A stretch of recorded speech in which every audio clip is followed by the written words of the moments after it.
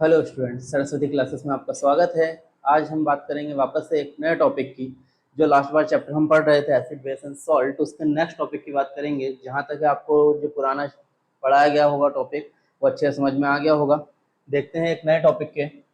इसमें हम बात करेंगे कि क्या होता है जब एसिड वाटर में मिक्स होता है। ठीक है, तो एसिड इन वाटर।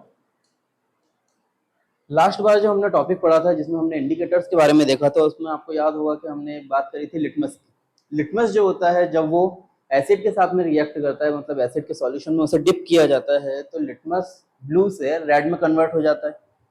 लेकिन जब उसे बेस के सॉल्यूशन में डुबाया जाता है तो वहां पर लिटमस रेड लिटमस से ब्लू लिटमस में कन्वर्ट हो जाता है।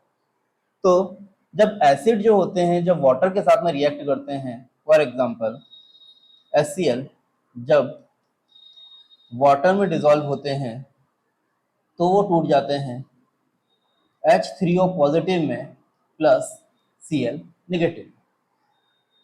ये जो आयन बना है इसे कहा जाता है हाइड्रोनियम आयन। ठीक है, इसका मतलब ये होता है कि यहाँ पे जब HCl को हम वाटर में डिसॉल्व करते हैं तो H पॉजिटिव मिलता है और Cl नेगेटिव मिलता है। H पॉजिटिव का मतलब होता है कि ये जो सॉल्यूशन है वो क्या है, एसिड है। ठीक है, लेकिन नॉर्मल कंडीशन में अगर हम देखें तो HCl क्या होता है जब गैसियस फॉर्म में होता है तो वो क्या करता है, अपने आयंस को प्रोड्यूस नहीं करता। ठीक है, तो अगर लिटमस जब भी रिएक्ट करेगा एसिड के साथ में तो उस कंडीशन में एसिड डिसॉल्व होगा किसके अंदर, वाटर के अंदर। और ये जो हाइड्रोजन आयन होते हैं यही हाइड्रोजन आयन क्या करते हैं, उस लिटमस पेपर के कलर को चेंज करते हैं। On the basis of hydrogen ion, on the basis of hydrogen ion, ठीक है, एसिड को डिवाइड किया गया है किसमें, स्ट्रॉन्ग एसिड और स्ट्रॉन्ग वीक बेस में, वही वीक एसिड में, सॉरी, स्ट्रॉन्ग एसिड और वीक एसिड में क्या किया गया है, इसे डिवाइड किया गया है। जितने ज्यादा हाइड्रोजन आयन हमें किसी भी सॉल्यूशन में देखने को मिलते हैं वो उतना ही ज्यादा एसिडिक होगा, तो उन्हें कहा जाता है स्ट्रॉन्ग एसिड।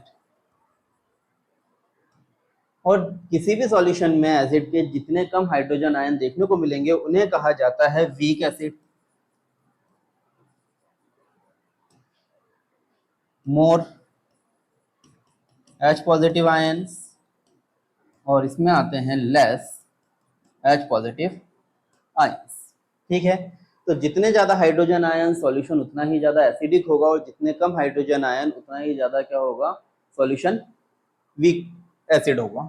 ठीक है, स्ट्रॉन्ग एसिड की बात करें तो जितने भी मिनरल एसिड होते हैं, अब मिनरल एसिड मतलब जो लैब में बनते हैं जितने भी मिनरल एसिड होते हैं जैसे कि H2SO4, HCl, HNO3, आपको तीन ही याद रखने हैं मेनली।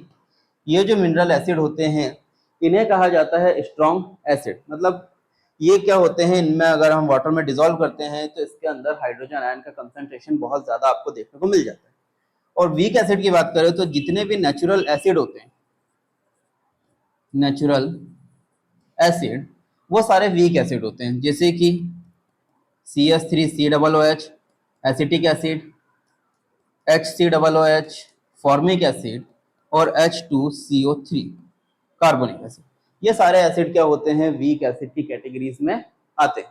ठीक है बेटा, यहां तक आपको समझ में आ गया होगा। अब हम नेक्स्ट देखते हैं बेस इन वाटर। अभी हमने देखा कि एसिड जब वाटर के साथ में रिएक्ट करते हैं, एसिड को जब वाटर में डिसॉल्व किया जाता है तो वहां पे हमें OH पॉजिटिव आयन देता है। अब बेस के साथ में देखते हैं कि बेस को जब वाटर में डिसॉल्व किया जाता है तो क्या होता है, जब बेस को डिसॉल्व किया जाता है वाटर में, जब बेस तो यहाँ पे बेस डिसॉल्व होने के बाद में OH नेगेटिव आयन देता है, इसे हाइड्रोक्साइल आयन कहा जाता है। जितने ज्यादा हाइड्रोक्साइल आयन आपको सॉल्यूशन में देखने को मिलेंगे वो सॉल्यूशन उतना ही ज्यादा बेसिक होगा, और जितने कम आपको हाइड्रोक्साइल आयन सॉल्यूशन में देखने को मिलेंगे वो जो है सॉल्यूशन वो उतना ही कम बेसिक होगा। जिस तरीके से हमने एसिड को डिवाइड किया था दो कैटेगरीज में, उसी तरह से हम बेस को भी दो कैटेगरीज में डिवाइड करते हैं। एक होते हैं स्ट्रॉन्ग बेस और एक होते हैं वीक बेस। ठीक है, स्ट्रॉन्ग बेस कौन कौन से होते हैं? तो सोडियम हाइड्रोक्साइड स्ट्रॉन्ग बेस होता है, पोटेशियम हाइड्रोक्साइड ये भी स्ट्रॉन्ग बेस की कैटेगरीज में आते हैं। वीक बेस में देखा जाए तो आपको वीक बेस में देखने को मिलेगा NH4OH, ये वीक बेस में आते हैं।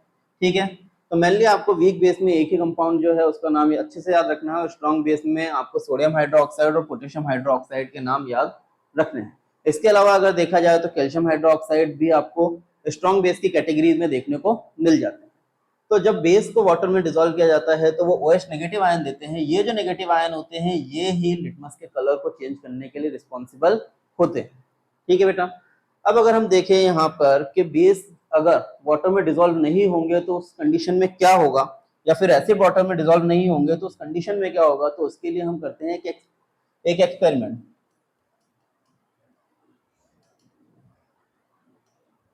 इस एक्सपेरिमेंट में हम लेते हैं दो टेस्ट ट्यूब जिनको हमने नाम दे दिया है A and B। First test tube जो है A, इसमें हम ले लेते हैं NaCl। NaCl मतलब सोडियम क्लोराइड। और जो B टेस्ट ट्यूब है इसमें हम ले लेते हैं H2SO4। अब एक में हमने ले लिया सोडियम क्लोराइड, एक में ले लिया H2SO4। जब हम क्या करते हैं कि यहाँ पर H2SO4 को NaCl के साथ में मिक्स करते हैं तो उस कंडीशन में रिएक्शन होती है Na2SO4 प्लस 2HCl। मतलब यहाँ पर क्या होता है, सोडियम सल्फेट का सॉल्ट बन जाता है और हाइड्रोजन क्लोराइड जो गैस होती है वो रिलीज होती है।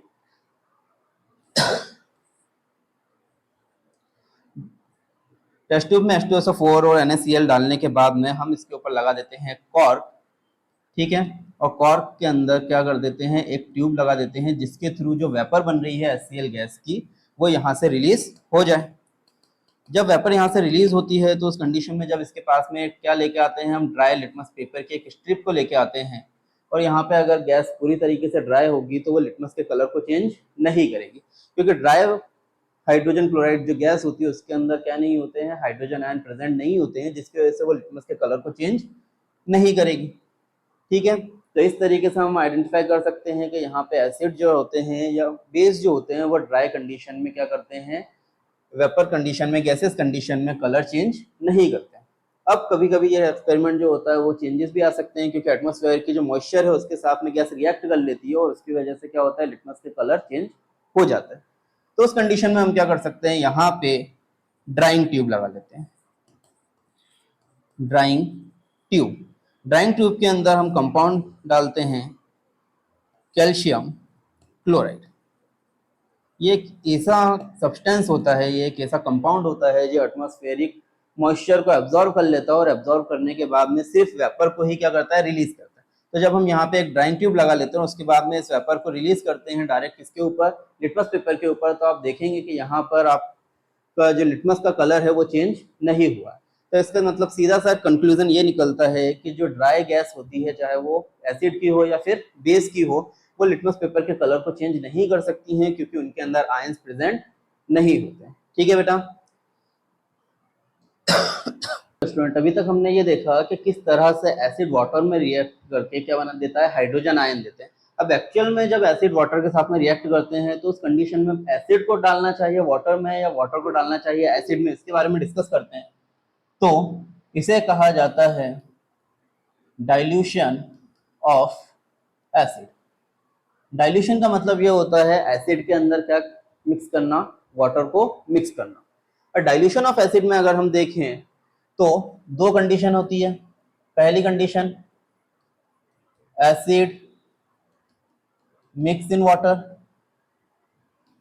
और दूसरी condition water mix in acid. दो तरह से हम सॉल्यूशन बनाते हैं, पहला एक एसिड मिक्स इन वाटर और दूसरा होता है वाटर मिक्स इन एसिड। लेकिन अगर इसमें से सबसे सही तरीका देखा जाए तो ये तरीका बिल्कुल गलत होता है, ये वाला तरीका सही होता है। अब ये सही क्यों होता है इसके बारे में बात करते हैं। जब acid mix in water is a exothermic reaction.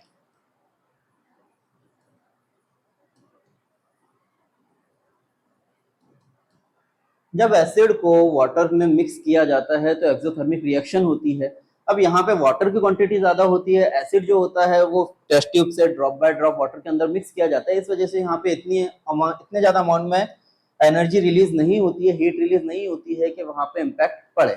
But जब क्या होता है कि एसिड के अंदर हम वाटर को मिक्स करते हैं तो वहां पे बहुत ज्यादा अमाउंट में एनर्जी रिलीज होती है, जिसकी वजह से जिस भी कंटेनर में या जिस भी इंस्ट्रूमेंट में हम मिक्सिंग कर रहे हैं वो क्या हो सकता है, ब्लास्ट होने के चांसेस होते हैं, और इसकी वजह से क्या होता है, हार्मफुल इफेक्ट भी क्रिएट होते हैं। आपकी स्किन जो होती है वो भी जल सकती है, आपको हार्म पहुंच सकता है।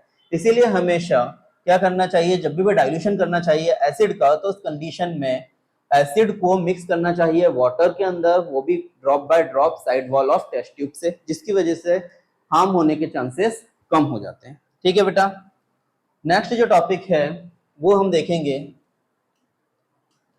Acid use in electric current.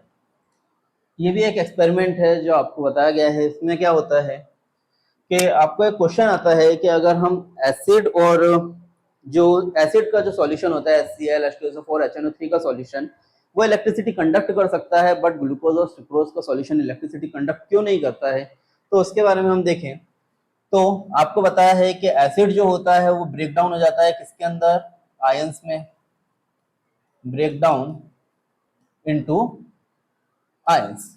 इसके लिए एक एक्सपेरिमेंट करते हैं, हम लेते हैं एक बीकर, उसमें एक लकड़ी के टुकड़े को रख देते हैं, लकड़ी के ब्लॉक को, उसके ऊपर दो कील लगा देते हैं और उन कील से वायर्स को अटैच कर दिया जाता है। जो वायर अटैच होते हैं उसमें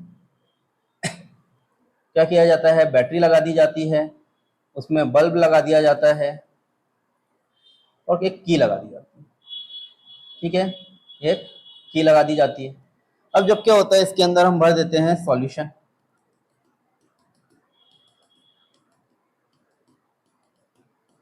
पहले हम भरते हैं इसमें क्या, HCl। जब यहाँ पे इलेक्ट्रिसिटी पास की जाती है तो उस कंडीशन में आपको पता होगा कि क्या होता है, HCl वाटर में डिसॉल्व होने पर अपने आयंस में कन्वर्ट हो जाता है। आयंस कौन से होते हैं, H+ और Cl नेगेटिव। जब ये अपने आयंस में कन्वर्ट होता है तो इलेक्ट्रिसिटी कंडक्ट करने के लिए आयंस की रिक्वायरमेंट होती है। ठीक है, जब ये आयंस बन जाते हैं तो जब हम बैटरी को जैसे ही कनेक्ट करते हैं, की को जैसे ही ऑन करते हैं, तो उस कंडीशन में बल्ब जो है वो ग्लो करना स्टार्ट कर देता है, जिससे हमें पता चलता है कि यहाँ पे एसिड जो सॉल्यूशन होता है वो इलेक्ट्रिसिटी कंडक्ट कर सकते हैं। बट जब हम क्या करते हैं, इसके अंदर क्या डाल देते हैं, ग्लूकोज डाल देते हैं, HCl को रिमूव करके सेकंड बार वापस से एक्सपेरिमेंट करते हैं और उस कंडीशन में ग्लूकोज या सुक्रोज के सॉल्यूशन को यहाँ पे मिक्स कर देते हैं। तो उस कंडीशन में ये जो ग्लूकोज और सुक्रोज के सॉल्यूशन होते हैं ये नो ब्रेकडाउन इनटू आयंस, ये अपने आयंस में कन्वर्ट नहीं होते हैं। जब आयंस में कन्वर्ट नहीं होते हैं तो उस कंडीशन में इलेक्ट्रिसिटी ट्रांसपोर्ट नहीं होती और बल्ब जो होता है वो ग्लो नहीं करता है। तो इसका कंक्लूजन ये निकलता है कि एसिड और बेस के जो सॉल्यूशंस होते हैं वो अपने आयंस में कन्वर्ट होने की वजह से इलेक्ट्रिसिटी को आसानी से कंडक्ट कर सकते हैं, बट जो ग्लूकोज और सुक्रोज के सॉल्यूशन होते हैं उनमें क्या होता है, आयंस नहीं बनते हैं और ये इलेक्ट्रिसिटी को आसानी से कंडक्ट नहीं कर सकते। ठीक है बेटा, तो यहाँ पे आज हमने देखा कि किस तरीके से एसिड रिएक्ट करते हैं वाटर के साथ में, किस तरीके से इलेक्ट्रिक करंट ट्रांसफर करते हैं एसिड, और किस तरीके से एसिड का डाइल्यूशन किया जाता है। नेक्स्ट टॉपिक में हम बात करेंगे एसिड और बेस की केमिकल प्रॉपर्टीज के बारे में। तब तक टॉपिक को अच्छे से ध्यान से पढ़िएगा, कोई भी डाउट हो आप पूछिएगा। चैनल को लाइक करिए, सब्सक्राइब करिए। Thank you.